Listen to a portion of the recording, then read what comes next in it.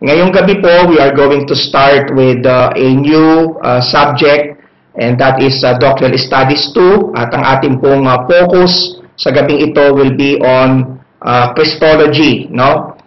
Which is otherwise known as the doctrine of Christ. The word Christology is a theological term that simply refers to the doctrine of Christ. Now, this is different from our past lesson on the life of Christ, because the life of Christ focuses on the historical aspect of the personal earthly ministry of the Lord. Okay, kaya kung inyong titignan, we look at the chronological or the historical aspect, no, of the personal earthly ministry of Jesus, no. Yung pong Christology is different because Christology focuses on the theological aspect of the person and the work of the Lord Jesus Christ. Kaya yung life of Christ is more on historical, yung tinatawag nating chronological, ano? Habang yung Christology naman is more on the theological aspect of the person and the work of the Lord Jesus Christ. No, Christology is an important subject that is not only crucial to our salvation, but yung knowledge natin about Christ is also crucial to our theology. No, and the way we believe, no, our theology will always be the basis of our living, no, sa araw-araw. Kaya mahalaga ang ating kaalaman patungkol sa kung sino si Kristo sa ating buhay, sapagkat ito ay magdidepend kung tayo ay saved o hindi, if we are properly related to the Lord or not, and if we are living according to the Lord, ano, ayon sa kanyang mga salita.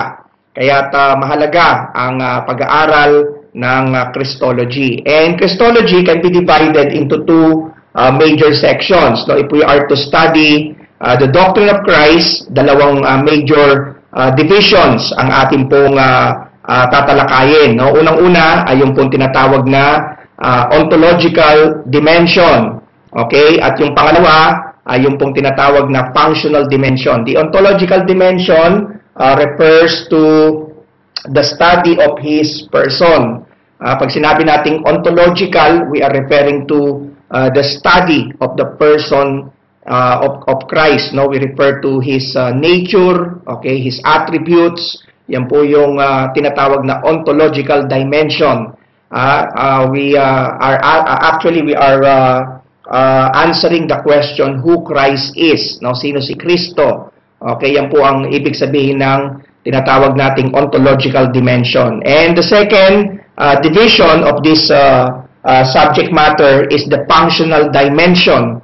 And the functional dimension deals with the study of His work. Okay? So pag sinabi nating the study of His work, we actually answer the question what the Lord does. No? Ano ang ginawa o ano ang ginawa o ginagawa ng ating Panginoong Hesukristo. So sino ang Panginoong Hesukristo at ano ang kanyang gawain, ano ang kanyang work, okay, sa buhay ng isang mananampalataya, okay, at sa kanyang creation, no, in general. So yan po ang dalawang major sections ng ating pag-aaral. Okay, kung kaya't ngayong gabi ay ating sisimulan ang ating lesson on Christology, and we are going to deal with these two important sections concerning the doctrine of the Lord Jesus Christ, or the doctrine of Christ.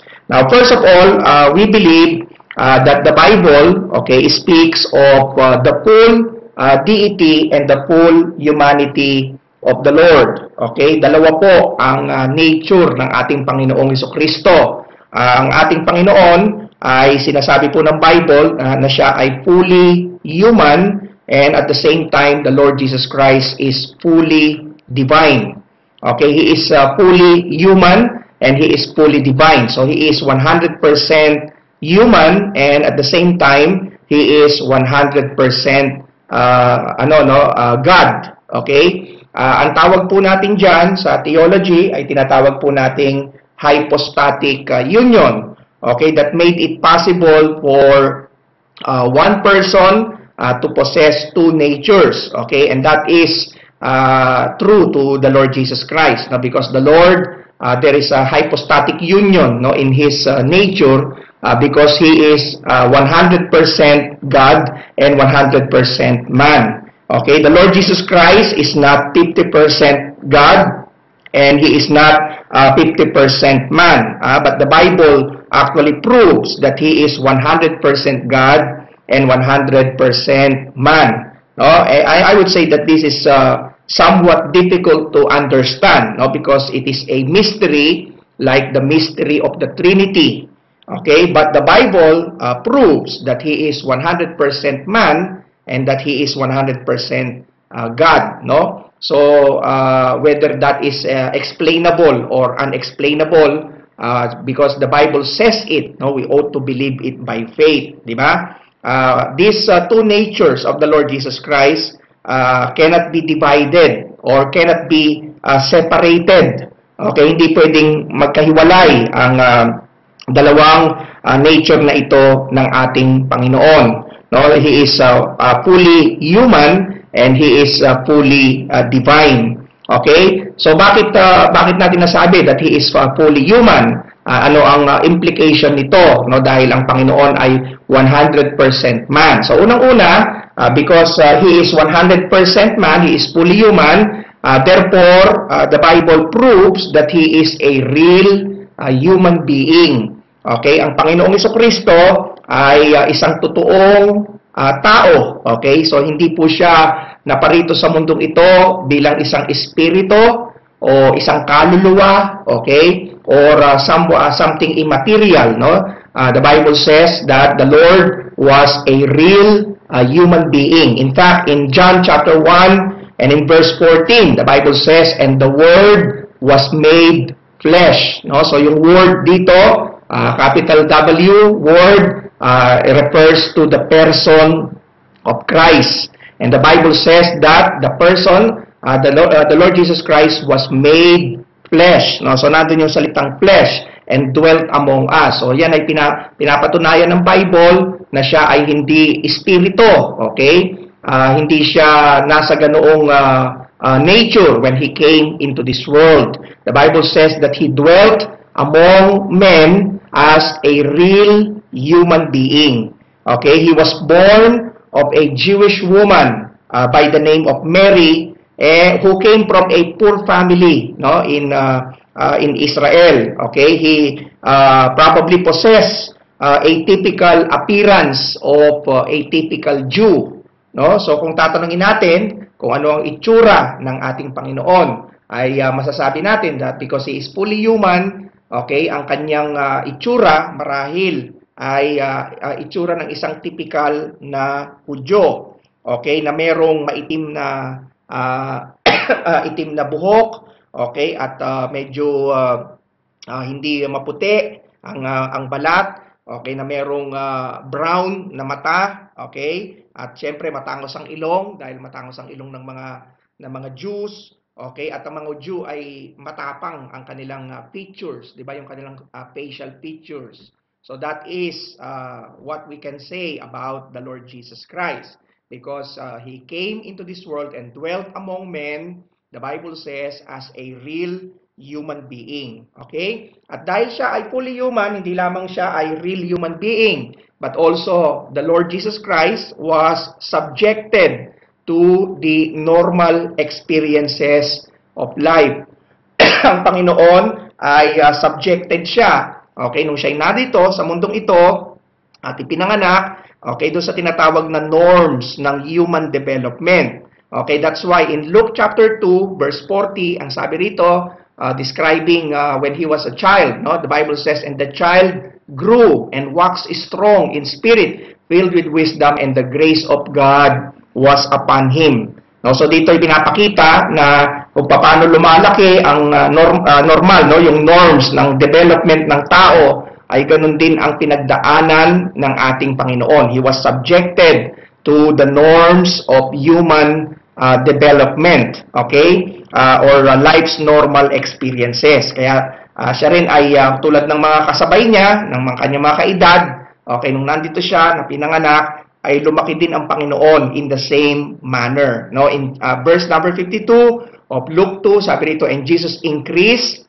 in wisdom and stature. So yung stature dyan refers to his physical stature. No? So he grew up like a normal human being. Ganyan po ang ibig sabihin pag sinabi natin na ang Panginoon ay full human, no? Or he's fully human. Okay? And also, pag sinabi natin he was subject to the norms of human development and to the normal experiences of man, ang ibig sabihin niyan, ang Panginoon ay dinanas ang lahat ng mga bagay na dinadanas din ng isang tao. Okay, yung normal na tao. Halimbawa, ang Panginoon ay nagugutom ba ang Panginoon? Opo, no? So, for sure. Katunayan, there are many Bible verses, no, that speak of his humanity. No, for example, Matthew 4:2, the Bible says that when he fasted 40 days and 40 nights, okay, the Bible says he was anhungered. No, so ibig sabihin he gets hungry, he gets sleepy. Naantok din ba ang Panginoon? Of course, sapagkat ayon dun sa Matthew 8:24, when they were in the ship, no, the Bible says he was asleep. So ibig sabihin, ang Panginoon ay subject to the normal experience of man. Okay, he gets hungry, he gets sleepy, he gets angry. Okay, nagagalit ba ang Panginoon tulad ng isang tao? Okay, sabi po ng Mark 3:5. Okay, the Bible says that he looked around about on them with anger. Okay, being grieved for the hardness of their hearts. He said unto the man, stretch forth thine hand, and he stretched it out, and his hand was restored whole as the other. Okay, so here we find another human experience of the Lord. When he gets angry, okay, he gets weary, okay, he gets tired. Doon po sa may John 4:6. Now Jacob's well was there. Jesus therefore being wearied, okay, with his journey, sat thus on the well, and it was about the 6th hour. Ay makikita po natin, no, na yung mga verses na ito mula sa gospel account ay nagsasabi sa atin na ang Panginoon was fully human, okay, because he was a real human being. He was born, okay, as a real human being, and he was subjected to the norms of human development, and he was subjected to the normal experiences of man. Okay, he gets hungry, he gets sleepy like you and me, he gets angry, he gets weary, and according to Luke 23 verse 6, the Lord died. Okay, he was also subjected to death, okay, like a normal human being. In Luke 23 verse 46, the Bible says that when the Lord was on the cross, no, he said, Father, into thy hands I commend my spirit, and having said thus, he gave up the ghost. Ay makikita natin na ang Panginoon ay subjected doon sa normal experiences ng tao. No, si ang Panginoon tulad din ng isang normal na tao ay merong nagtrabaho bilang isang carpenter. The Bible says that he was a carpenter by trade, okay, a trade which he learned from his yung parang poster father, ano, na si Joseph, okay, who was himself a carpenter. Okay, so that means that he worked, okay, as a carpenter, which is a job that required skill and strength, you know. So kaya ang Panginoon, okay, ay kapareho ng bawat isa sa atin as far as humanity is concerned. Okay, because he was also subjected to the normal experiences of man. And also, like a normal human being, the Lord also possessed the characteristics of a reasonable person. Okay, he choose, no? He choose, he thinks, he reasons, di ba? He had emotions, no? Meron siyang feelings, meron siyang pakiramdam, di ba? Meron siyang emosyon. Okay, siya ay namimili, siya ay nag-iisip, di ba? Siya ay nagdadahilan, okay? Yan lahat po yan ay mga normal na katangian ng isang rational na tao o isang reasonable na tao, okay? Because the Lord live, okay, like you and me. He lived as a man, and he was human 100%.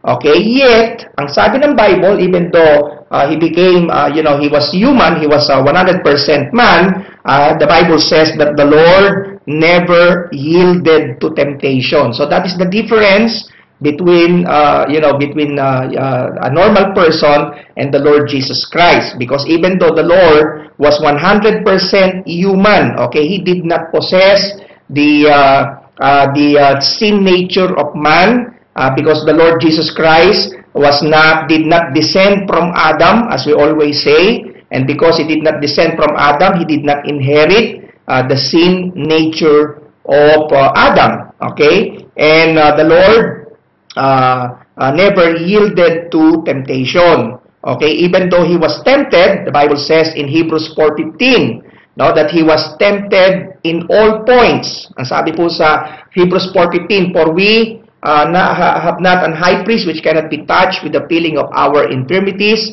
but was in all points tempted, like as we are. Okay? Yet, ang sabi ng Bible, without sin.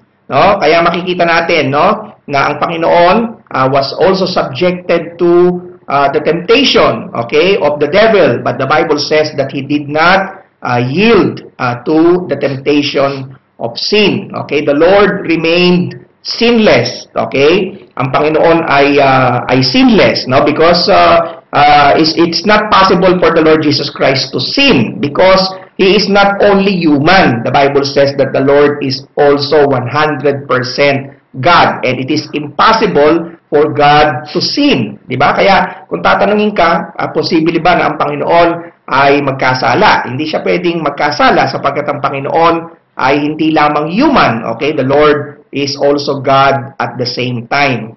Okay? Kaya nga sabi sa 1 Timothy 2:5, the Lord is the perfect mediator. Okay? The Bible says, for there is one God and one mediator between God and men, the man Christ Jesus. Okay? Kung titignan ninyo, na sinasabi rito, na ang Panginoon, in order to become a perfect mediator between God and man, the Lord must have a foot on both camps. Diba? He must himself be man. If he is to bring men to God, kinakailangan ang Panginoon ay tao. Okay? Kung kanyang ilalapit, kung kanyang dadalahin muli ang tao sa Panginoong Diyos. Okay? Dahil ang tao ang nagkasala, kung kaya ang tao ang dapat na magbabayad ng penalty ng kasalanan. Kaya yun ang reason why the Lord, okay, was made flesh, okay, because it was man, it is man that sinned, and therefore it must be a man who pays the penalty of sin. Okay, kaya sabi ng Bible, he is the perfect mediator between God and man. For there is one God and one mediator between God and man, the man Christ Jesus. So tatlo yung person na sinasabi dito. Una, sabi dito God, di ba? There is one God, okay? And then one mediator, okay? So there is God and there is mediator, and then sabi dito the man Christ Jesus, there is man. Okay? And you will notice that the Lord Jesus Christ fulfilled all the roles, pinulfill niya yung lahat ng persons dito sa verse na to, because the Lord Jesus Christ is God, di ba? And then the Lord Jesus Christ is the mediator between God and man. And the Lord Jesus Christ is man, ang sabi dito ng Bible. So he is God, and he is the mediator, and he is the man, Christ Jesus. So therefore, the Lord fulfilled all the persons in this particular verse. Kaya yun ang reason why he had to become, why it is necessary for the Lord Jesus Christ to become, to be made flesh, okay, to become a man, because he will pay the penalty of sin that only a man can pay. Okay? At hindi lang yan, but also he will establish a righteousness where man failed. Okay? At kung saan ang tao ay nag-fail, ay doon naman ang Panginoon ay naging victorious. Okay? We are not going to repeat that lesson because we had taken that in our past lessons, no? Kaya makikita nyo po na yung Panginoon is 100% human, Okay, because he was born as a real human being, and he was subjected to the norms of human development. He was subjected to the normal experiences of man, including yung temptation, di ba? And he possessed the characteristics of a rational person. But the Bible says, okay, unlike others, no? Sabi rito, he never yielded to the temptation of sin, and therefore that made him a perfect mediator between God and man, and the perfect sacrifice for the sin of man. Okay, now the Bible also speaks of his full deity. Okay, hindi lang ang Bible ay tinuturo ang kanyang full humanity. Hindi, ang Bible ay dinidescribe din sa Biblia na habang ang Panginoon was fully human, He was also fully divine. Okay, it means that the Lord is also 100% God. Okay, at makikita natin sa Bible ang mga reasons, okay, kung paano dinescribe ng Bible ang kanyang full deity. Okay, unang-una, he was ascribed names that only pertain to God. Okay, he was ascribed with divine names. No? Ang mga pangalan na ibinigay sa Panginoon ng Bible ay mga pangalan na angkop lamang, okay, na ibigay sa Diyos, na ito ay hindi pwedeng ibigay sa tao lang. Okay, kung si Kristo ay tao lang, ay hindi siya pwedeng ibigay sa kanya ang mga names na ito. Okay, so ano-ano ba yung mga names? So maraming names ang ibinigay sa Panginoon. Okay, unang-una ay yung pangalan niyang Jesus. Okay, the word Jesus, okay, simply means salvation.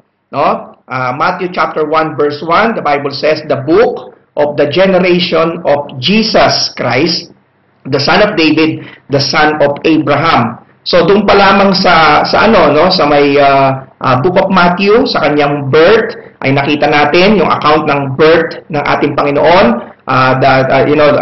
It was God Himself who gave the name Jesus. Okay, it was not Joseph or Mary. Usually the parents will give the name. Okay, but because the Lord, the Father, is His Father. Okay, so it was our Father in heaven who gave the name to the Son of God. Okay, and He gave the name Jesus. At ang sa pangalang Jesus, ang ibig sabihin nito ay salvation. So itong pangalan na ito, although ito ginagamit ngayon, no, maraming mga tao na pinangalanan din silang Jesus. Okay, pero ang pangalan na ito, literally, it can only belong, okay, to one person, and that is the Lord. Okay, because yung pangalan na ito ay mayroong kahulugan. At ang pangalang Jesus, ang ibig sabihin nito ay salvation. And we know that this is a name that can only be ascribed to God, because only God can forgive sin and only God can provide salvation. So there is no other name under heaven whereby we can be saved, but only the name of the Lord Jesus Christ. Diba? Kaya yung pagbibigay pa lang sa kanya ng names ay nagpapakita na ng kanyang pagka-Diyos, no? Nung binigay sa kanya ang pangalang Jesus. At hindi lang yung pangalang Jesus, but also He's given the title Christ. Okay, kaya nga, the book of the generation of Jesus Christ, the son of David, the son of Abraham. Romans 3:24 says, being justified freely by His grace through the redemption that is in Christ Jesus. Okay, at ang salitang Christ, ang ibig sabihin nito is the anointed one. Okay, yung salitang Jesus means salvation. Okay, while the word Christ or the name Christ means the anointed one. And the name Christ is actually a title of the Messiah that is to come. Okay, the Savior that is to come. Okay, the promised Messiah or the promised Savior of the Old Testament. Okay, that is the title of the Messiah, yung pangalang Christ. Okay, at yung Christ ay hindi pwedeng ibigay sa isang pangkaraniwang tao, sapagkat ang Savior, ang promised Messiah, is none other than the Son of God, the second person of the Trinity. And so, when He was ascribed with this name. Okay, it actually proves that the Lord Jesus Christ is God Himself. Okay, He is fully divine. He is fully God, 100% God. Okay, He was also given the title Son of Man. No? At yung salitang Son of Man ay madalas na ginagamit ng Panginoon to refer to Himself during His personal earthly ministry. For example, in Matthew 8:20, when He was asked, okay, by the disciples of John the Baptist, who turned to be His first disciples. Okay, Jesus said unto him, the foxes have holes, and the birds of the air have nests, but the Son of Man hath not where to lay His head. Okay, so He always used the term or the title Son of Man to refer to Himself. Okay? Now, pag sinabi nating Son of Man, ang hindi ibig sabihin yan na si Jesus Christ is only man. Okay? Or man only. Hindi po yun ang ibig sabihin nun. Sapagkat yung Son of Man is a title that refers to the Messiah who is to come. Okay? In order to establish His everlasting kingdom. Okay? The word Son of Man is a title rendered in the Old Testament, particularly by the prophet Daniel.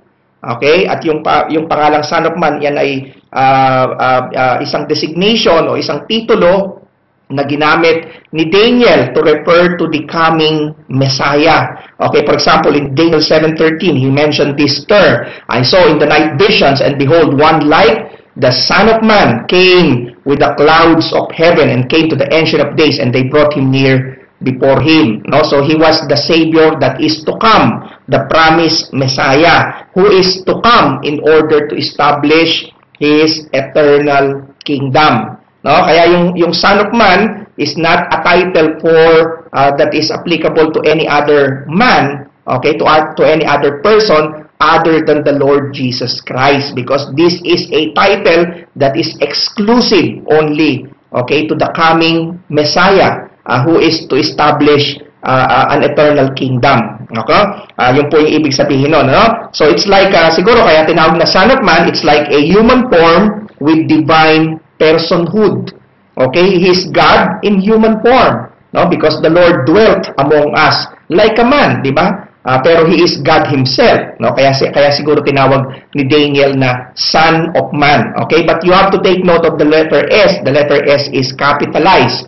Okay? Which refers to the Son of Man, okay, as a divine title. Okay? It's not a title or it's not a, like an adjective or a pronoun. Okay? But it is actually a, a title, no? A proper noun that is referred, okay, that is referring to the Savior that was promised in the Old Testament, particularly in the book of Daniel. Okay, he is also given the title the Son of God, no, which speaks of the Lord's essential deity as the second person of the Trinity, because we know that the Son of God refers to the second person of the Godhead. Diba? Yung God the Father, we have God the Son, and God the Holy Spirit. Okay, yun yung tatlong person ng Panginoon. So yung Son of God is speaks of His essential deity as the second person of the Godhead, or the second person of the Trinity. Okay, we find that mentioned in Hebrews 4:14 and in many other places in the Scriptures, in the New Testament. Okay, seeing then that we have a great high priest that is passed into the heavens, Jesus, the Son of God, let us hold fast our profession. No? So tayo ay yung Son of God, this is an exclusive title as well. Okay, that is ascribed to the Lord Jesus Christ, which also proves, okay, an evidence of His deity. Okay, His being God. Diba? Because He's the only one who has this title, yung Son, no, capital of God. Okay, we are children of God, we are sons of God. Okay, but we are not the Son of God. Okay, yung pag sinabing the Son of God, ibig sabihin isa lang yon. At yun ay walang iba kung hindi ang ating Panginoon, Jesucristo. Okay? Binigay din sa kanya ang title na Lord, no? Katunayan, itong tawag na ito ang tawag sa kanya ng mga disciples at ng mga taong nanampalataya sa Panginoon. At ang pangalang Lord, okay, ito po ay sa Greek word, ito ay kurios, habang sa Hebrew ang Lord ay Adonai. Okay, at ang pangalang Adonai is a title of God. Okay, it is the name, one of the names of God in the Bible. Kaya yung Lord does not only mean master, okay, but it actually refers to a title that is ascribed to a divine, okay, and that is none other than the Lord Jesus Christ. Okay, the word Lord speaks of Jesus' authority. Okay, yung title niya na Lord, ito ay nagpapatungkol sa kanyang authority. Okay, bilang anak ng Diyos, no, bilang Diyos. Nakalagay po sa Matthew 21:2, verse 3, and if any man say aught unto you, you shall say, the Lord hath need of them, and straightway He will send them. No, this was the time when He asked His disciples to get a donkey. Because in fulfillment to the prophecy in the Old Testament, the Lord will enter, okay, into Jerusalem riding upon a donkey. And so he commanded his disciples to get a donkey. At ang sabi niya, if any man say aught unto you, you shall say, the Lord hath need of them, and straightway He will send them. No, so that the Lord here is speaking with authority, no? Kaya makikita ninyo na ang Panginoon was ascribed with divine name. So, the book of Isaiah also called Him the mighty God. The book of Isaiah called Him the Prince of Peace, the everlasting Father, di ba? Maraming pangalan, no? Pero itong pangunahin na mga pangalan na makikita natin particularly sa New Testament na inascribe sa ating Panginoon. Kaya these titles prove His deity, His being God, because they are titles that only belong to the Lord. Okay, cannot be said of anyone, okay, aside from the Lord Jesus Christ, okay, the Son of God. Now, hindi lang yan, no, but also we find na He was recognized by the other persons of the Godhead, particularly when the Lord, when He was baptized in the river Jordan, di ba? Nakita natin that the other persons of the Godhead, the other persons of the Trinity, when I say Godhead, I'm referring to the triune God. Okay, so there are three persons of the triune God, di ba? And the other persons of the Godhead or the Trinity have recognized, okay, the Lord Jesus Christ, no? Kaya makita nyo, when the Lord was baptized, sabi rito, and Jesus, when He was baptized, went up straightway out of the water, and lo, the heavens were opened unto Him, and He saw the Spirit of God descending like a dove and lighting upon Him. So dito makikita natin, no, yung third person of the Trinity, okay, the Holy Spirit, the Spirit of God, descending like a dove and rested upon the Lord. Okay, and then in verse 17, and lo, a voice from heaven saying, this is my beloved Son, in whom I am well pleased. Okay, so sino po yung voice from heaven na yun? That is the voice of God the Father. Okay, sino naman yung beloved Son? Okay, that is God the Son. So yung Spirit of God is God the Holy Spirit. Ay makikita niyo that the Lord was recognized by the other persons of the Godhead that proves His being a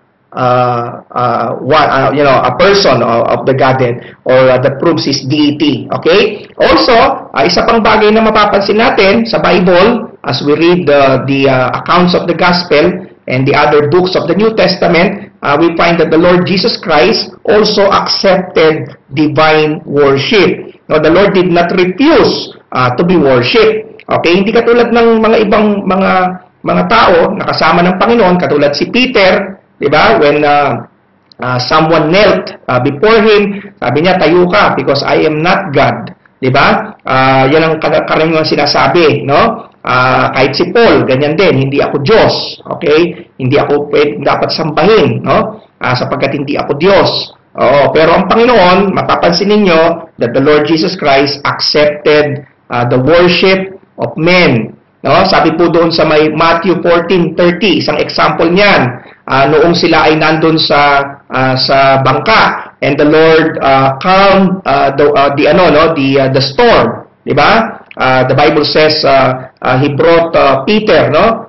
Peter walked on the water, but he started to sink, and so the Lord caught him. And when they were returning to the ship, the Bible says that the storm the storm ceased, the wind ceased.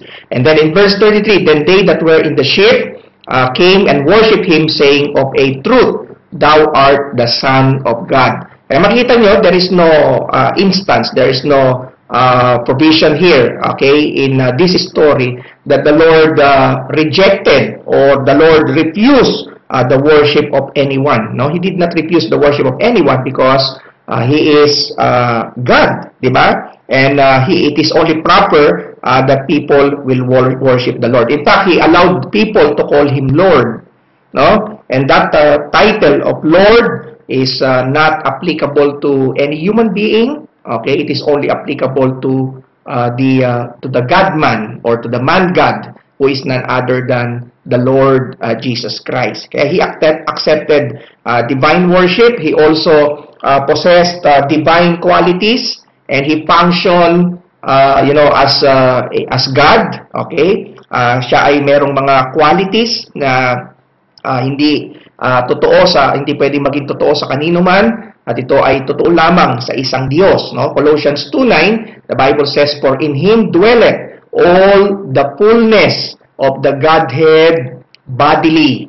Sabi rito, for in him dwelleth the fullness of the Godhead. Okay, what's the Godhead? That is yung Trinity, di ba? Yung pagka-Diyos, no? Ang buong pagka-Diyos, ang sabi ng Bible, dwelleth in him bodily. For in him dwelleth all the fullness of the Godhead bodily. Okay? At sabi rin sa John 6:40, and this is the will of him that sent me, that everyone which seeth the Son and believeth on him may have everlasting life, and I will raise him up at the last day. Okay? Kaya makikita natin, no, na ang Panginoon ay he possess divine qualities, and he function like how God functions. The Bible says that he created the world. He is eternal. He created the world. That is only applicable to God. He upholds the universe, di ba? He will raise the dead, okay? He will raise those people who will believe on him. He will give eternal life to anyone who will believe on him. So that is only applicable to God, no? Because only God can raise a person from the dead. Only God can provide, can give salvation to anyone, no? Ang Diyos lang ang pwedeng magbigay noon. Kaya ang Panginoon, he possesses divine qualities. Sabi pa nga ng Bible, everyone which seeth the Son and believeth on him, okay, may have everlasting life, and I will raise him up at the last day. Okay? Kaya makikita natin that the Lord is fully God because he possesses divine qualities. And then also we find that the Lord he is equated with God. Okay, in the Bible, no? Colossians 1:19, for it pleased the Father that in him should all the fullness of God dwell. Okay, Hebrews 1:5, for unto which of the angels said he at any time, thou art my son, this day have I begotten thee, and again I will be to him a father, and he shall be to me a son. Now actually this is a quotation from Psalm chapter 2, which is quoted in reference to the Lord Jesus Christ being God. Being the Son of God. Kaya sabi ng Hebrews, for unto which of the angels said he at any time, thou art my son. Okay, this day have I begotten thee. Okay, so there's no one, no? That's a rhetorical question because we know the answer. Obviously, there is no one by which the Lord, by which the Father have said, okay, this particular praise. Now, when he did not tell any angel, thou art my son, this day have I begotten thee, because this is a quotation that is in reference to the Lord Jesus Christ being God. Okay, this is quoted in reference to his deity. Okay, kaya makikita po natin, no, over and over again that the Lord Jesus Christ is equated Okay, when we say equated, we mean that he was made equal with God. You know, he is described as being equal with God in the Bible, no, particularly in the New Testament, no? Kaya hindi lang ang Panginoon ay hindi lang fully human. The Bible says that he is fully divine. Okay, he is 100% God, and he must himself be God, no? If he is to bring men to God, because someone less than God could not bear the wrath of God, okay, which he bore on the cross of Calvary. You know, in order to save us, the Lord underwent and he survived the wrath of God, okay, that is directed toward us because of sin. You know, if the Lord had not been God, okay, he would not have survived. Diba? Kung si Kristo ay hindi Diyos, ay hindi masusurvive yung wrath of God. Okay, kaya niya na-survive because he's not only human, but the Bible says that he is God himself. He is God at the same time. No? Kasi kung hindi siya Diyos, hindi siya makakasurvive nung nag-undergo siya at kanyang dinala, okay, sinagot yung ngit-ngit ng Diyos dahilan sa kasalanan ng tao. If he had not been God, then he would not have survived the wrath of God. Okay? Kahit makikita natin, he is the perfect mediator between God and man because he is man and at the same time he is God. And therefore, he is the perfect mediator between God and man, the man Christ Jesus. Okay? Kaya yun po yung yun ng ating makikita dito na madalas natin dapat na pag-aralan, lalo na yung pagdating sa deity ng ating Panginoon. Alam niyo ba kung bakit? Sapagkat maraming mga relihiyon, mga kulto, okay, na kanilang yung bang ino-oppose yung doctrine tungkol sa deity ng ating Panginoon. Okay, maraming mga relihiyon, okay, na mga bulaan, na mga religions, mga false religions who believe otherwise. Okay, because they deny the deity of the Lord Jesus Christ. So, po tayo ng ilang halimbawa, no? So, yung mga napag-aralan namin sa cults. Okay, meron din tayong subject na ganyan pagdating natin sa Bachelor of Ministry. But let me just share to you some of the cults or false religions and what do they say about the Lord Jesus Christ. For example, the Jehovah's Witnesses, they deny the deity of Jesus Christ. Ang mga Jehovah's Witnesses ay hindi naniniwala na si Kristo ay Diyos because they deny the deity of Christ. Okay? Because the Jehovah's Witnesses believes that the Lord Jesus Christ was only a created being. Sa paniwala ng mga Jehovah's Witnesses, si Jesus ay isang nilalang at hindi siya ang creator, kundi siya ay isang creature lamang. In fact, Jehovah's Witnesses believe that the Lord Jesus Christ and Michael the Archangel are one and the same.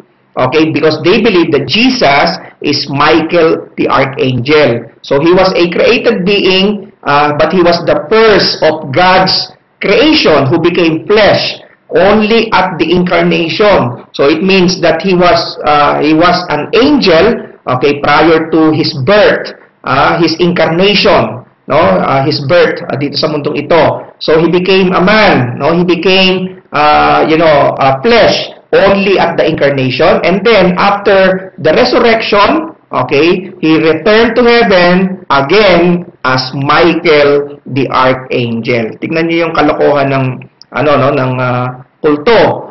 Okay, biruin mo si Jesus at saka si Michael the Archangel ay gawin mong isa, 'di ba? So yan po ang paniwala ng mga Jehovah's Witnesses. Kaya there is a distorted view, I mean, one of the major doctrines that separates true Christianity or biblical Christianity from false religions and cults is our understanding of the person of the Lord Jesus Christ. Okay, because false religions and cults have a distorted view of Christ. So isa sa mga nagpapaiba sa atin, tayong mga biblical Christian, ay yung pong paniniwala patungkol sa kung sino si Kristo. 'Di ba? Pagka isang relihiyon naniniwala na si Kristo ay tao lang o naniniwala sa isang doctrine na iba ang Kristo na kanilang tinutukoy, okay, automatically kulto po 'yan. 'Di ba? Katulad ng Jehovah's Witnesses. Jehovah's Witnesses is a cult. Okay? And it believes that Jesus and Michael the archangel are the same person, no? So, yan po yung mali, no? Sapagkat si Michael the Archangel ay creature ng Diyos. He was created, he was an archangel, but he was created by God. In fact, the Lord Jesus Christ created Michael the Archangel because he is the creator. Diba? So, he cannot be the creature at the same time. No? Because he is the creator. Okay, makita natin yan later. Ano pa po ng mga kulto o religion? Halimbawa, ang Seventh-day Adventists, what do they believe about Jesus Christ? The Seventh-day Adventists, particularly their founding prophet, Ellen G. White.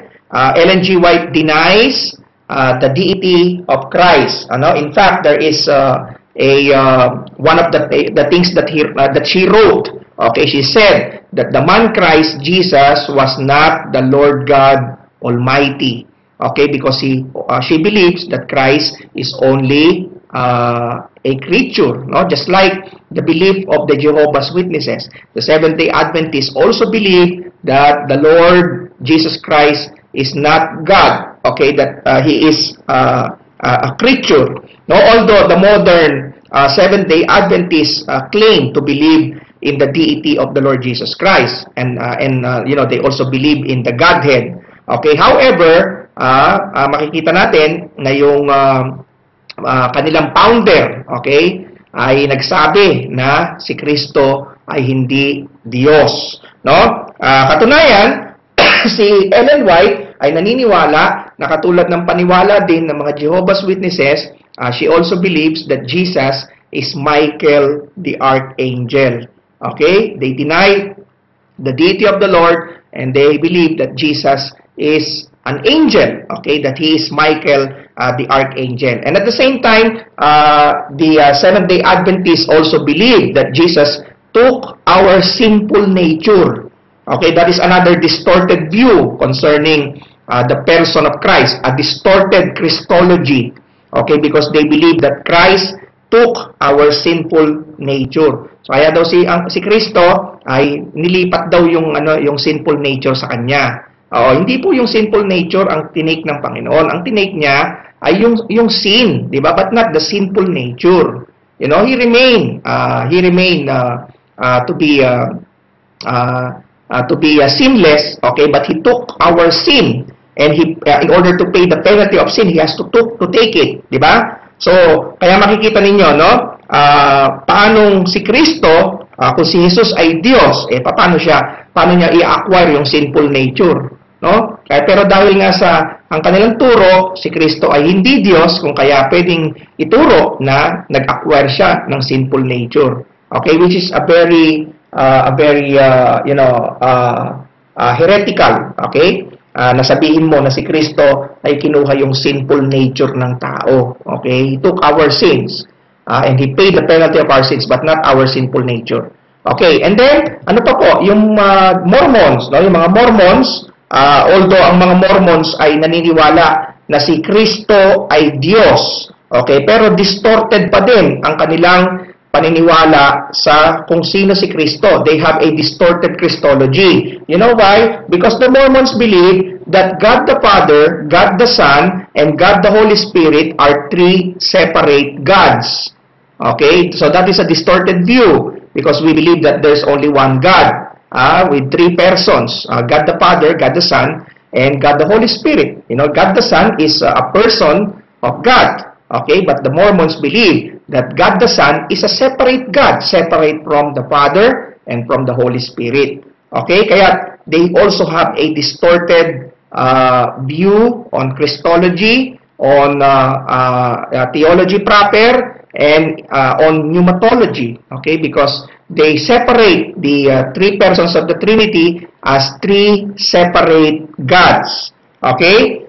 So they believe also, ang mga Mormons, ay sila naniniwala na si Jesus ay hindi kinonceive ng Holy Spirit. Kasi hindi pwedeng i-conceive siya ng Holy Spirit kung sila'y magkakahiwalay na Diyos. Diba? So parang sa mind ng isang Mormon, yung God the Father, God the Son, God the Holy Spirit ay magkakaibang Diyos. No? Kaya He cannot be conceived by the Holy Spirit daw. Okay? So kung saan-saan na umabot ang kanilang mga doktrina. At alam nyo, sinasabi pa ng mga Mormons na ang Panginoong Ama, ang Diyos Ama, ay nag-take ng corporeal body. Okay? What is a corporeal?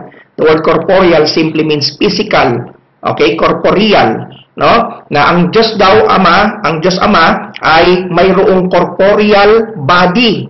Okay? So ibig sabihin hindi siya spirit lang, but the God the Father, He takes a corporeal body or a physical body, and it was God the Father who impregnated Mary.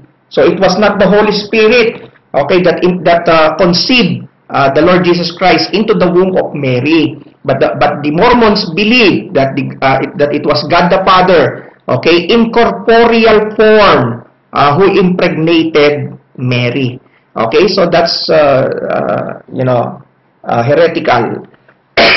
Sobra. Kaya makikita ninyo na mahalagang malaman din natin kung ano yung paniniwala ng iba, no? Habang pinag-aaralan natin kung ano yung sinabi ng Bible, ay kailangan din nating malaman kung ano ang sinasabi ng mga relihiyon at ng mga kulto tungkol kay Kristo. Para noon, kapag may pagkakataon na kailangan nating sabihin, di ba, kung ano yung sinabi ng Bible, ay alam natin kung ano ang sukat ng kanilang paniniwala. Di ba?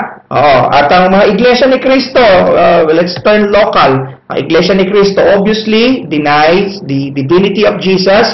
Hindi lang ang divinity ni Jesus Christ, but also they deny the Trinity. Okay? They believe that there's only yung oneness, no, ng Ama. Okay, walang Holy Spirit. The Holy Spirit is like an impersonal force, like an influence in the doctrine of Iglesia ni Cristo. Okay, while Jesus Christ is a mere man. Okay? Siya ay isang tao lang, no? Ang tingin ng isang Iglesia ni Cristo tungkol sa ating Panginoon. They believe that the Lord was only a creature, And in fact, they consider Felix Manalo their founder, no? The founder of the Iglesia ni Cristo, they consider Felix Manalo as higher than the Lord Jesus Christ, because Felix Manalo, they say, is an angel, okay, in his ministry, okay, in his function. They said that he is an angel, and they also writes in their pasugo, okay, yung kanilang libro, okay, yung kanilang publication, na si Felix Manalo is the seed of Abraham. Kaya yung mga iglesia ni Cristo, they replace, okay, the Lord Jesus Christ with Felix Manalo as the seed of Abraham, sabi nila. So if he is the seed of Abraham, therefore they make Felix Manalo as the Messiah. At yung Messiah ay walang iba kundi ang Panginoon, di ba? Because he is the promised seed. He is the seed of the woman, and the seed of Abraham, and the seed of Isaac, and the seed of Jacob, and the seed of David. But in the doctrine ng Iglesia ni Cristo, it is Felix Manalo who is the seed of Abraham. Kaya yan ang mga sinasabi ng mga relihiyon, okay, ng mga false religions, at saka ng mga kulto patungkol sa Panginoong Jesucristo. So halos lahat yan ng mga kulto ay merong maling pananaw, merong maling view, okay, merong distorted view on Christology, because this is where this is always the dividing line, okay, between biblical Christianity, between true Christians and false religions. Okay, no matter what they call themselves, no, they may call themselves Christians, but if they do have a different view of the Lord Jesus Christ, that qualifies them to become a cult, or a false religion. No? Ngayon, ano naman ang sabi ng Bible? Paano natin ipagtatanggol ang pagka-Diyos ng Panginoong Jesucristo? Kung may kausap kang Iglesia ni Cristo, o kung may kausap kang Jehovah's Witness, o may kausap kang Seventh-day Adventist, o isang Mormon, at ang pinag-uusapan ninyo ay ang tungkol sa person, sa nature ni Jesus Christ. So how would you defend, okay, yung sinasabi ng Bible, yung Bible position concerning the deity of Christ, that the Lord Jesus Christ is 100% God? Well, actually, the deity of Christ is evident in every book of the New Testament. Okay, sa lahat ng aklat ng New Testament ay makikita mo na evident yung pagiging Diyos ng ating Panginoong Jesucristo. Pero ang pwede ninyong gamitin na passage ay you can make use of the major Christological passages. Okay, pag sinabi natin Christological passages, ito yung mga verses, okay, mga part ng Bible na pwede ninyong gamitin sapagkat ito yung pinaka sinasabi niya ayan tungkol sa pagka-Diyos ng ating Panginoon. Okay, so there are at least 4 important Christological passages that we can quote or we can use, okay, in teaching Christology or in telling people about the person and the work of the Lord Jesus Christ. Okay, the very first Christological passage in the New Testament is found in John chapter 1. Okay, most particularly from verse 1 to verse 14. Okay, at dito makikita natin yung sinabi ng Bible. Sabi dito, in the beginning was the Word, and the Word was with God, and the Word was God. The same was in the beginning with God. All things were made by Him, and without Him was not anything made that was made. In Him was life, and the life was the light of men. And then you jump to verse 14. The Bible says, and the Word was made flesh, and dwelt among us, and we beheld His glory, the glory as of the only begotten of the Father, full of grace and truth. No? So, ibig sabihin, kung limitado yung panahon mo para halungkatin sa Bible ang pagka-Diyos ng Panginoong Jesucristo, pwede kang tumutok dito sa 4 na passages na ito sa New Testament. Okay, at ang pinakauna, among the great Christological passages is found in John chapter 1, from verse 1 to 14. Okay? At ano po ang sinasabi rito? Dito nililay down ni Apostle John yung truth tungkol sa Panginoong Jesucristo, that He is God and that He is one with the Father. That He is the only begotten Son who is in the bosom of the Father. Okay? So what can we find from John chapter 1 that speaks of Christ's deity? Or the divinity of Christ. Ano ang mga makikita natin dito? So, unang-una, sabi dito, in the beginning was the Word. In the beginning was the Word. So, this verse tells us that the Lord Jesus Christ is God because He exists in the beginning. Okay, sabi kasi dito, in the beginning was the Word. Okay, yung salitang the Word, ito ay galing sa Greek word na logos. At ang Greek word na logos o yung the Word is a phrase that expresses the absolute, eternal, and ultimate being of the Lord Jesus Christ. Okay? He is the Word. Okay? Kaya natin sabing siya si Jesus Christ yan, sapagkat doon sa may verse 14, sabi rito, and the Word was made flesh. Okay? Ang salita ay naging laman. No? He was made flesh and dwelt among us, and we beheld His glory, the glory as of the only begotten of Father, full of grace and truth. So that is referring to none other than the Lord Jesus Christ. Okay, the Bible says, in the beginning was the Word, therefore it means that He exists in the beginning. Sabi ng Bible, yung the Word, si Jesus Christ, is in the beginning. Okay? At hindi sinabi ng Bible na si Jesus Christ ay from the beginning. Hindi. He exists in the beginning and He is not from the beginning. So, ibig sabihin, because He exists in the beginning, before the beginning, di ba? Bago yung simula, okay, ng lahat ng bagay sa mundong ito, the Lord already exists. So, it means that the Lord was pre-existent before all time. Okay? Bago ang panahon, no? Nagkaroon ng panahon. Bago nagkaroon ng nilalang, ang Diyos. Okay? The Lord pre-exist, okay, before all time. Okay, the angels were not in the beginning, no, because they had a beginning. Diba? Mga angels, because they were created by God, no, they had a beginning. Meron silang simula. Kaya wala sila, they do not exist in the beginning. But the Lord exists in the beginning. No? So dito, sinasabi ng Panginoon na yung Word is separate from His creation. From the beginning of His creation. God's creation was from the beginning, while the Word, on the other hand, had a being before the creation had a beginning. Diba? So bago nagkaroon ng beginning, ang creation, nandun na yung Word. Oo. Pero yung creation, okay, meron silang beginning sapagkat doon sila nanggaling. Diba? At ang sabi ng Bible, that Word became flesh. And that is identified as no other than the Lord Jesus Christ. Jesus Christ was in the beginning. Okay? Because the Lord never began. Hindi siya nagsimula. Oo. Kasi ang Panginoon ay Diyos. No? Ang si Kristo ay walang simula. Kaya he is not from the beginning. He exists in the beginning because he never began, and therefore he was ever without beginning of time.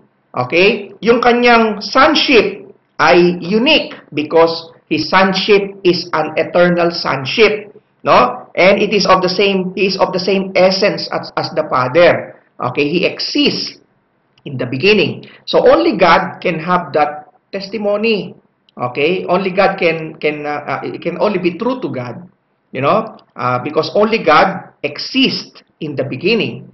Okay? The creation of God, whether they be angels or the universe, di ba? They are from the beginning.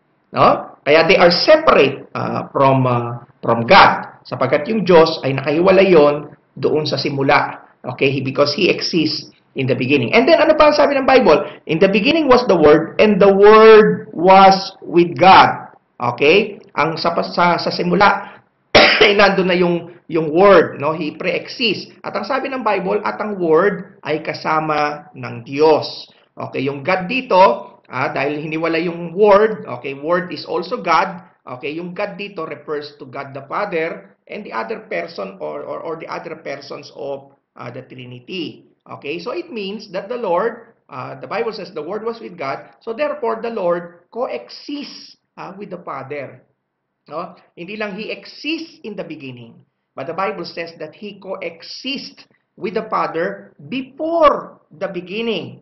No? He was with the Father in the beginning. Diba? The pre-existent Word was eternally God. Okay? Kaya ang makita nyo, ang nakalagay was. In the beginning was the Word, and the Word was with God. Okay, the word was simply means that the Lord already exists, when time or creation began. Kaya was di ba? In the beginning was the Word, and the Word was with God. Okay, hindi sinabi in the beginning is the Word, and the Word is with God. Okay? Yung was ay ang ibig sabihin nun, already existent na. Even when before time or creation is started. Diba? The Bible says the beginning, the Word was with God. He was with God because it speaks of His individuality with the Father. That even though we are only referred to one God, okay? Pero yung persons ng Trinity, they are individual persons. Okay? They have individuality. Diba? Mayroon silang individuality. Kasi how can the Word be with God? How can the Son, okay, be with the Father, okay, kung wala silang individuality? So, ibig sabihin, pinapakita lang dito sa pinakaunang verse ng John chapter 1 na yung God the Son, okay, who is none other than the Word, ay merong individuality with the Father because the Word was with God. Diba? Kasama ng Diyos. O, kasama ng Ama. No? So, kung kasama ka, di ibig sabihin, meron kang individuality. Diba? Okay, so He coexists with the Father. And then, number 3, sabi nito, and the Word was God. So, that is a very direct statement that refers to the deity of Christ. It means that the Lord Jesus Christ is God Himself. He exists in the beginning. He coexists with the Father, and the Bible says, and the Word was God. He is God Himself. No? The pre-existent Word is God Himself. He is God in respect of substance, and He is God in respect of essence. You know? Sabi rito, he was with God. Okay? That speaks not only of his individuality, but it speaks of his equality with the Father. Kaya pag sinabi ng Bible, and the Word was with God. Okay? Hindi lang individuality ang tinutukoy doon. Tinutukoy din yung equality, yung equal. They are three equal person. No? Yung Trinity ay three equal person. Okay? Magkakaiba yung kanilang function. Okay, like for example, in the Trinity, the Father is the authority. Di ba? Pero they are equal. Okay? And that speaks of equality and individuality. The Lord Jesus Christ exists in the beginning. He coexists with the Father, and He is God Himself, according to verse 1. No? Tatlo na yung nakuha natin na nagpo-prove sa pagka-Diyos ng Panginoon. Kaya hindi lang basta babasahin mo yan. No? Kaya nga ay maintindihan mo kung ano yung bawat salita na sinasabi dito. Okay, so may verse 3. Sabi rito, all things were made by Him. All things were made by Him. Sa Tagalog, ang lahat ng bagay ay nilalang nino ng Word. Okay, yung the Word. Okay, the Word made all things. So, ibig sabihin niyan, pangapat na patunay na si Kristo ay Diyos. Okay, sapagkat itong mga bagay na ito ay applicable lang sa Panginoon, no? Sa isang Diyos. He exists in the beginning, before the beginning of time. He coexists with the Father, and the Bible says that He is God Himself. And number 4, He co-creates with the Father. Diba? Sabi ng Bible, all things were made by Him. So He did not only coexist with the Father, but He co-creates with the Father. You know? Because the three persons of the Trinity, okay, were operational during the creation. So, He co-creates with the Father. Kaya sabi ng Bible, all things were made by Him. No? At ang salitang by Him, ang ibig sabihin nun, hindi siya isang subordinate instrument as what Iglesia ni Cristo would try to tell us. Okay, sinasabi nila na si Jesus daw ay isang subordinate instrument. Okay, because the Lord created the world by the Word. Okay? But the Bible says that He is a coordinate agent of creation. The Bible says all things were made by Him. And the Bible says, without Him was not anything made that was made. So, ibig sabihin, kung wala daw ang Panginoon, wala si Jesus, okay, walang malalalang. Sapagkat ang Panginoon ang naglalang sa lahat ng bagay.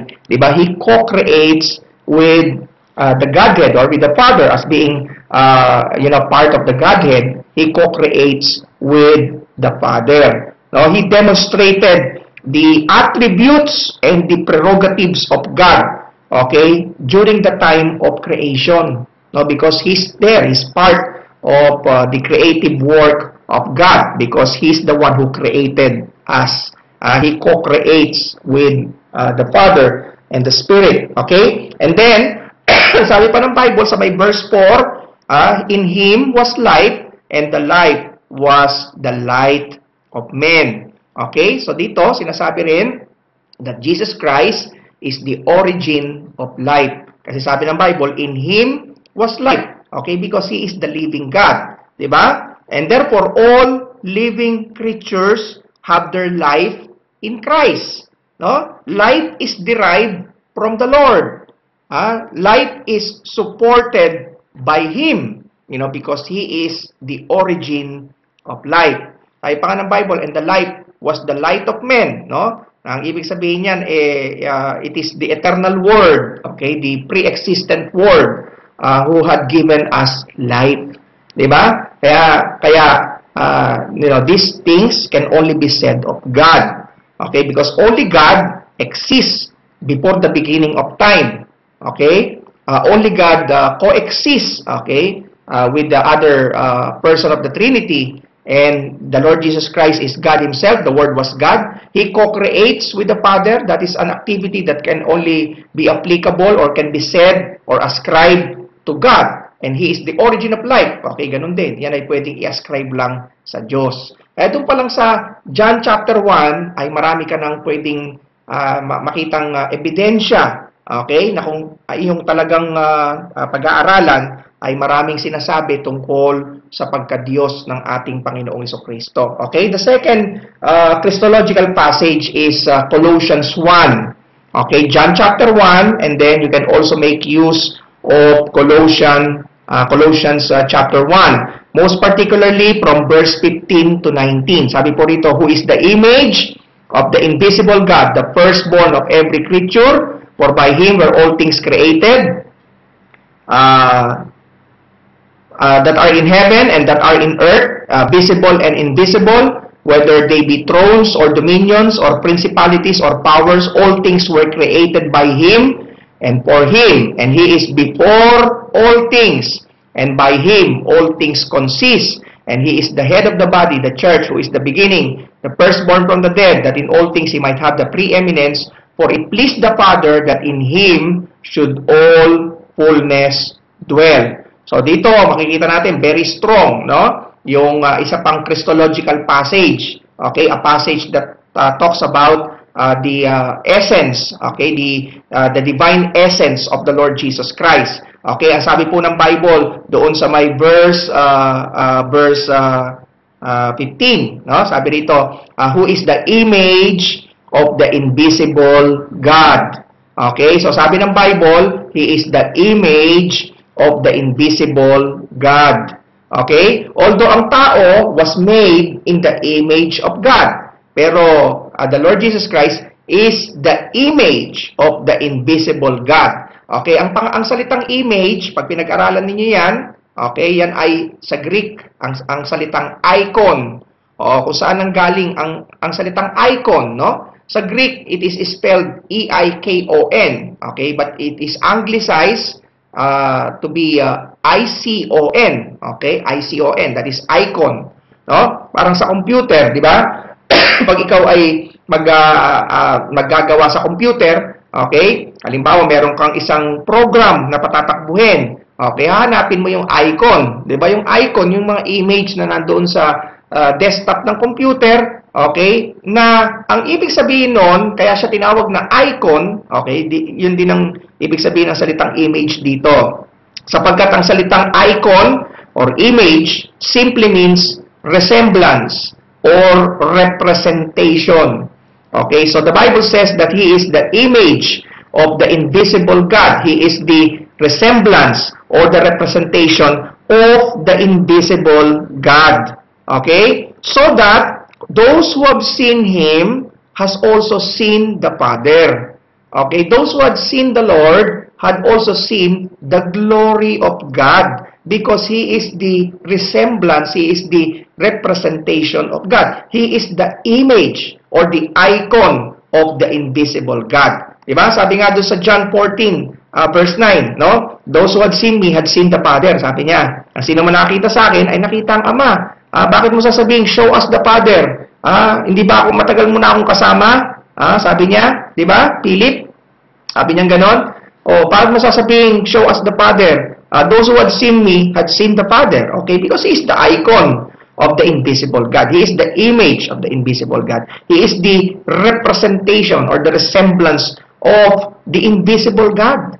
Di ba? Invisible yung Diyos, pero the Lord had made a way so that He be resembled or He be represented, okay, to the casual eye. And that is none other than Jesus Christ. John 1:14 says, the glory of the Father was the glory of the only begotten of the Father. Sabi rito, the Word was made flesh and dwelt among us, and we beheld His glory, the glory as of the only begotten of the Father, full of grace and truth. Diba? Kaya He is the image of the invisible God. So when you see Jesus Christ, you see God, because He is God in the flesh. Diba? He is the image or the icon of the invisible God. Ano pa sabi ng Bible? He is the firstborn of every creature. Okay, sabi dito, He is the firstborn of every creature. Now, there is a big misconception here. Okay, because when you see the words, He is the firstborn of every creature, yung mga iglesia ni Kristo, ang sabi nila, ito daw ay nagsasabi na si Kristo ay tao, na si Kristo ay creature. Okay, siya ang firstborn. No? Sabi ng mga Seventh-day Adventists. Sabi ng mga Jehovah's Witnesses, okay, He is the firstborn of every creature. Ang paliwanag nila dito sa salitang ito ay si Kristo daw ang pinakauna sa order of creation. He is the first created being. Okay? And so they say that He is Michael the Archangel. And they said that Michael the Archangel is the first in the order of God's creation. Because the Bible says that He is the firstborn of every creature. Okay? Pero mali po yun. Hindi po yun ang ibig sabihin ng firstborn of every creature. It does not mean that Christ is ascribed as the firstborn of every creature, that He Himself is a creature. Hindi po. No? Kundi ang Panginoon was begotten, okay, He was begotten before any creature was made. Okay, at ang salitang firstborn, okay, does not refer, okay, hindi nangangahulugan na siya ay yung bang pinanganak, no, na tulad ng siya ay pinanganak 2,000 years ago, na yun ang kanyang simula, no? Kasi parang lumalabas parang doon lang nagsimula si Kristo. Okay? Hindi po ganoon ang ibig sabihin niyan. No? Yung salitang firstborn of every creature does not mean that He was the first creature in the order of creation. Okay? You have to know, biblical background, or sabihin na nating cultural background to understand what the Apostle Paul meant, okay, when he said that he is the firstborn of every creature. Kasi sa Jewish family, sa mga Jewish family, yung unang anak ng pamilya inherits the rights of the family name and the property, di ba? So if you're the firstborn, okay, not only that you receive a double portion of the inheritance, but that you will inherit the rights of the family name. No, you become the head of the family. Pagka yung tatay ay namatay na, kung sino yung firstborn becomes the head of the family because you inherit the family name. You also inherit the property. So therefore, firstborn in a Jewish culture speaks of primacy and supremacy, okay, in the family. So in the same way, kaya tinawag siyang firstborn of every creature because the Lord Jesus Christ has dominion over all things. Okay, He is the heir and the Lord of all. No? He was made the heir of all things. Kaya nga He is the firstborn in a sense na hindi siya kinreate. Okay, He was begotten by the Father before the creation. Okay, and at the same time, siya ay merong dominion sa lahat ng bagay because He became, He was made the heir and the Lord of all. Katunayan, doon sa may Hebrews chapter 1 verse 2. Hindi ko na i-print yata. Hindi ko na ilagay. Pero sa Hebrews chapter 1 verse 2, sabi nito, "Hath in these last days is spoken unto us by His Son, whom He had appointed heir of all things, by whom also He made the worlds." Okay? Andun niya sa may Hebrews chapter 1 and in verse 2. Okay, hindi nga nailagay doon sa ating slide. Okay? At ganyan na lang, meron naman kayong Bible eh. Diba? Buti nga may slide pa tayo eh. So, He is the firstborn of every creature because He was made the authority over all things. He had dominion over all things. He was made the heir and the Lord of all.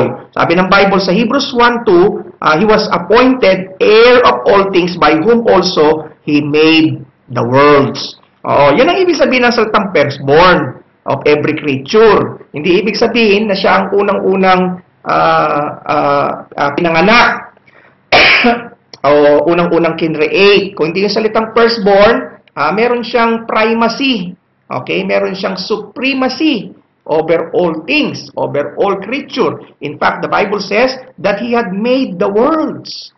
Diba? According to Hebrews chapter 1, verse 2. So Christ is given all the rights and all the privileges in His relationship to the Father in the Trinity.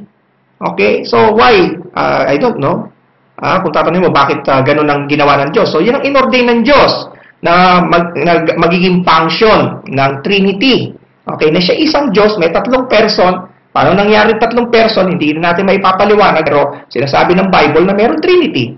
Diba? As simple as that. who are of equal, they are equal person, with the same attributes and with the same power, di ba? Pero doon sa Trinity ay ginawa ng Panginoon na yung God the Son, yung Son of God, okay, o yung God the Son, okay, will be the firstborn of every creature because He will have dominion over all things, and He will be the heir and the Lord of all, and heir, appointed heir of all things. Therefore, he had all the rights and the privileges, okay, in His relationship to the Father in Trinity. Okay? So, yun po ibig sabihin nun, no? Na nasa Kanya yung lahat ng kapangyarihan, lahat ng privileges ay nasa Panginoon. He is the image of the invisible God, the icon of the invisible God, the firstborn of every creature. And also, in verse number 16, sabi dito, for by Him were all things created. Kaya dito magiging malinaw. Pagka binasa mo na yung verse 15, no, magdududa ka, lalo na kung hindi mo alam yung, hindi ka nag-aaral ng history, o hindi ka nag-aaral ng Bible custom or culture, di ba? Hindi mo alam yung firstborn of every creature. Basta kinuha mo na lang, who is the image of the invisible God, the firstborn of every creature, period. Okay, pineriod mo na. So, maaari ka magkamali. Pero nakita mo, colon yun colon. Ibig sabihin, may kadugtong yun. So, may verse 16, sabi doon, for by Him were all things created. So, kung ang Panginoon ay kinreate lang, paano niya na-create? Kinreate niya yung sarili niya. For by Him were all things created that are in heaven and that are in earth, visible and invisible. So, ibig sabihin, pati angels, okay, pati ang lahat ng bagay, whether they be thrones or dominions or principalities or powers, all things were created by Him and for Him. So, He was not created, but He was the one who created all things. Diba? Sabi ng Bible, by Him. Ano yung sabi ng by Him? That speaks of His creative work. Ang sabi ng Bible, for Him. No? All things were created by Him and for Him. The word for Him means, that speaks of His purpose. Meron siyang purpose. Purpose para sa sarili niya. Diba? So all things were created for Jesus Christ. Not only that all things were created by Jesus Christ. All things were created for the Lord Jesus Christ. For His purpose. Diba? Okay, ano pa po? He is the creator of all things. Ano pa? Sa may verse 17, sabi ng Bible, and He is before all things. No? And by Him, all things consist. Sabi dito, by Him, all things consist. Ibig sabihin, ang Panginoon Jesucristo, He upholds His creature by the word of His power. The word consist simply refers to the whole creation as being kept together by the power of the Lord Jesus Christ. Okay, everything is being kept together, being upheld together. Yan ang ibig sabihin ng consist. Lahat ng bagay ay pine-preserve. Okay, nasa maayos na lagay. Okay, sapagkat ito ay kinikip together, pine-preserve ng kapangyarihan ng anak ng Diyos na walang iba kundi si Jesucristo. Diba? Because by Him, all things consist. He preserves all His creature from disbanding and from running into chaos. Okay? So that the planets do not collapse, they do not clash. Okay? The gravity never fails. Mga ganun. So, lahat ng bagay, diba, nasa order.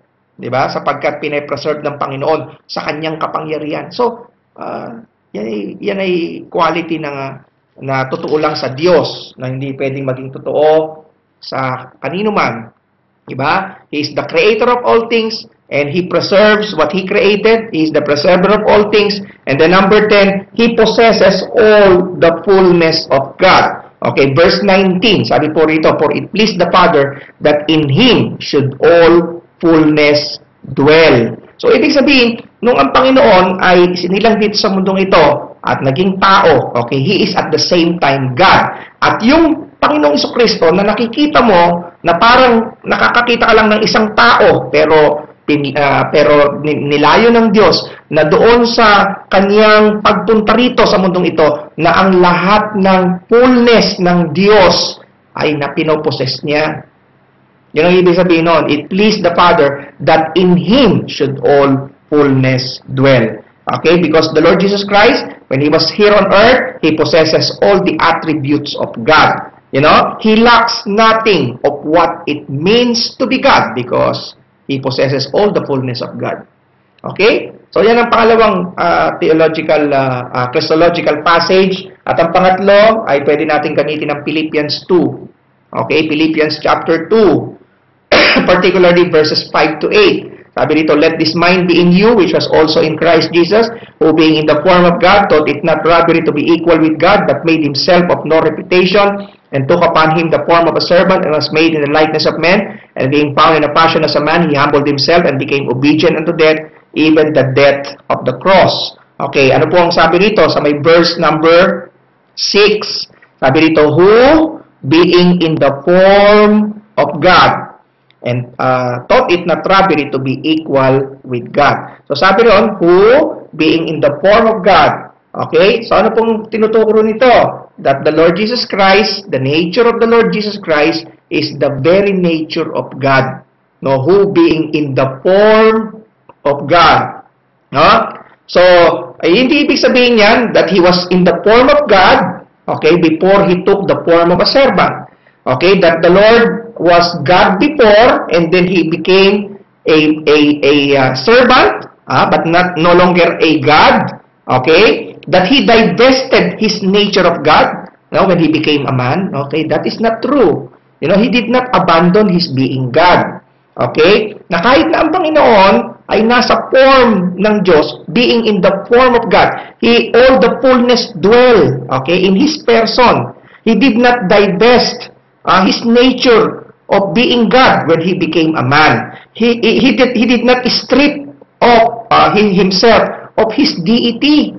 Okay, kaya huwag tayong makikinig doon sa sinasabi ng Tagalog Bible. Yung Tagalog Bible sa Philippians chapter 2 verse 6, ang sabi ng Tagalog Bible, bagamat siya ay Diyos, ay hinubad niya ang kanyang pagka-Diyos. Okay, that is a mistranslation because the Lord did not strip Himself of His deity.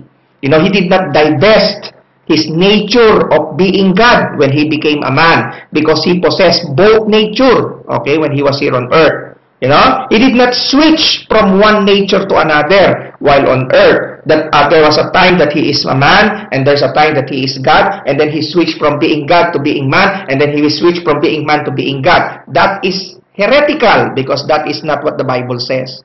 Di ba? Yan ay heresy yun, no? Yung tuturo mo na ang Diyos ay minsan tao siya, tapos mamaya magsiswitch siya, magiging Diyos siya. Tapos minsan, may time na Diyos siya, may time na tao siya. Mali po yun. Sapagkat sa lahat ng panahon, si Kristo ay tao at Diyos at the same time. Diba? Sabi ng Bible, who being in the form of God. Okay? Anong ibig sabihin ng being in the form of God? Okay? His very nature is the nature of God. Okay? It simply means that He possesses both natures at all the time of His personal ministry. Okay? Even when Christ was on the cross, He did not abandon His being God. Hindi niya inabandon yung kanyang pagka-Diyos. Katunayan, makikita natin na yung Panginoon, He possesses both nature all the time when He was here on earth. Okay, ano sabi ng Bible? Who being in the form of God, thought it not robbery to be equal with God. Okay? The Lord Jesus Christ is of equal nature and prerogative with the Father. But He did not desire to appear equal to God. Yun ang ibig sabihin ng salitang robbery. He did not desire to appear equal to God. But instead, He appeared as someone who has no reputation. He can choose to appear God. Okay? When He came here. Pwede niyang piliin na mag-appear na Diyos.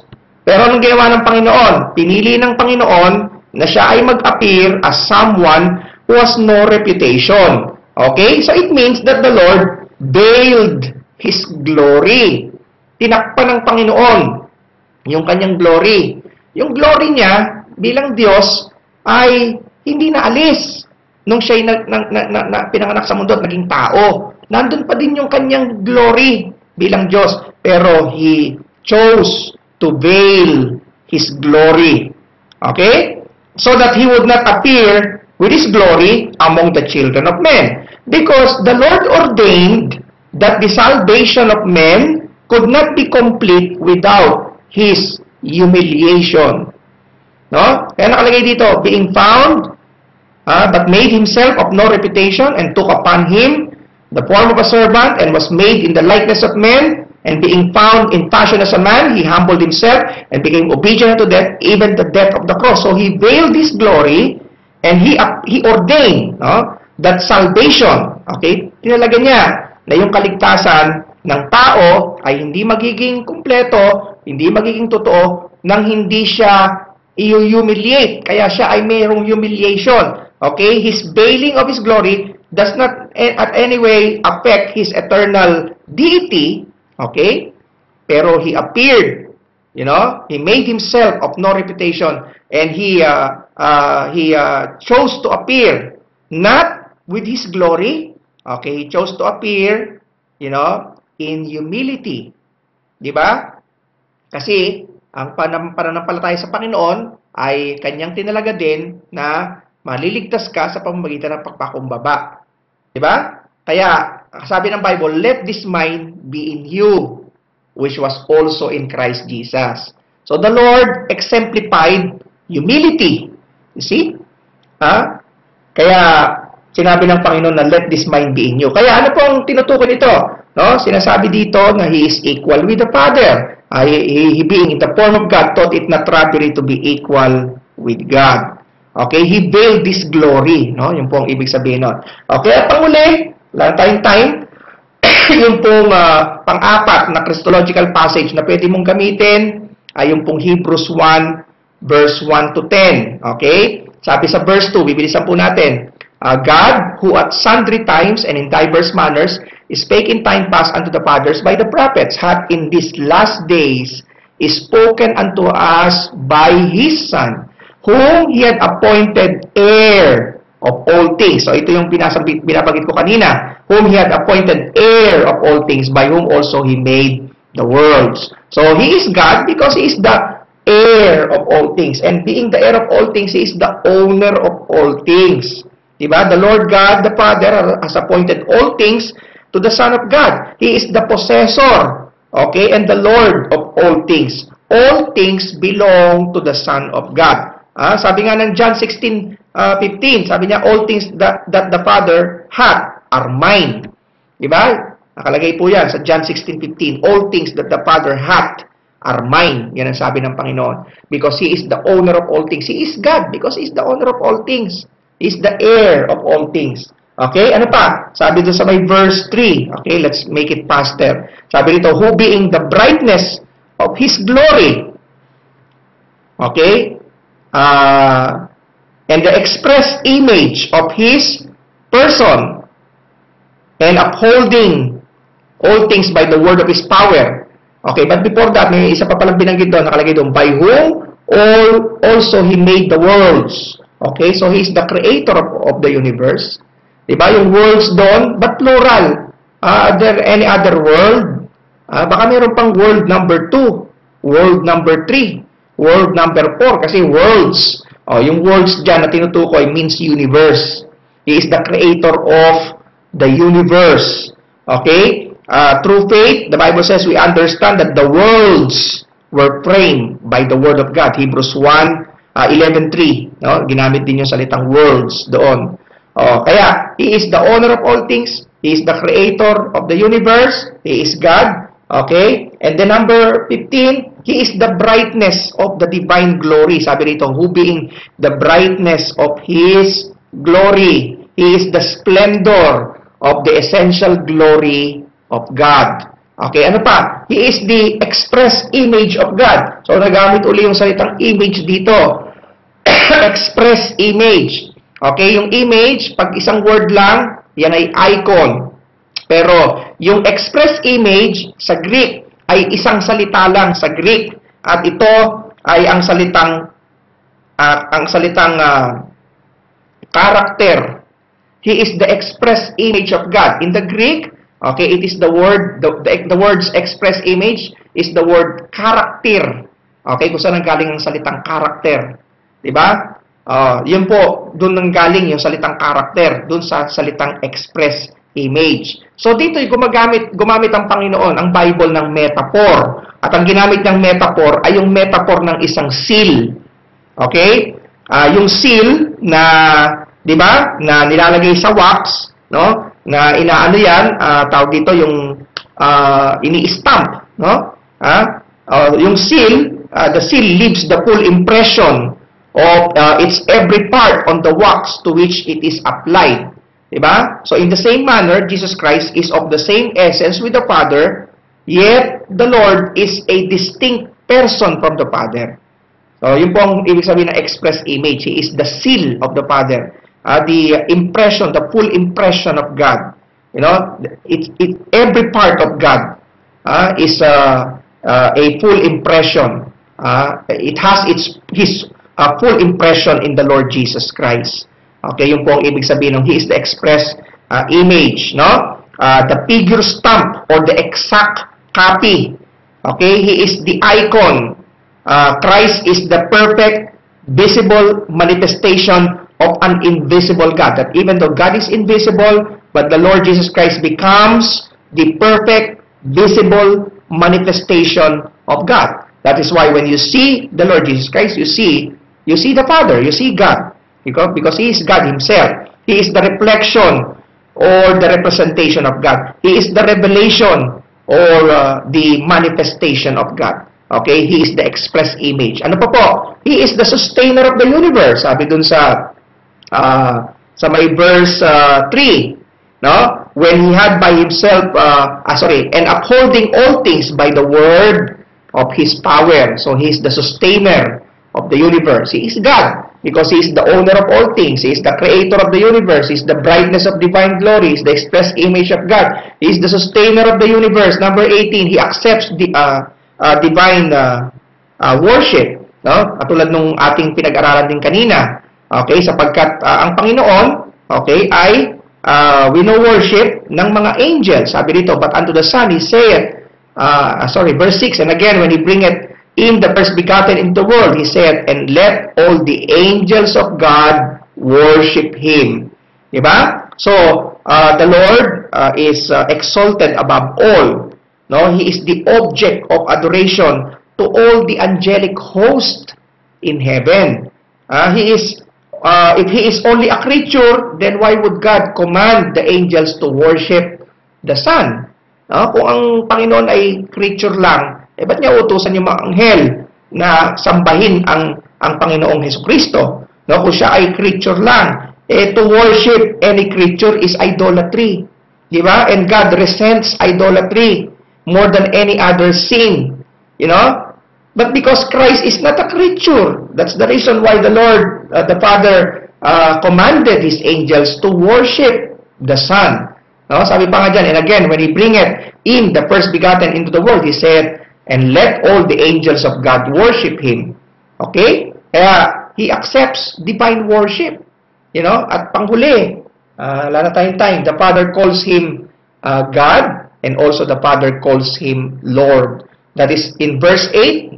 Sabi dito, but unto the Son, He saith, who saith? The Father. But unto the Son, the Father saith, thy throne, O God, is forever and ever. A scepter of righteousness is the scepter of thy kingdom. So the Father speaking here, and He was referring to the Son, and He said to the Son, thy throne, O God. Diba? So the Father calls Him God. And then in verse 10, the Father calls Him Lord. And thou, Lord, in the beginning, hast laid the foundations of the earth, and the heavens are the work of thine hands.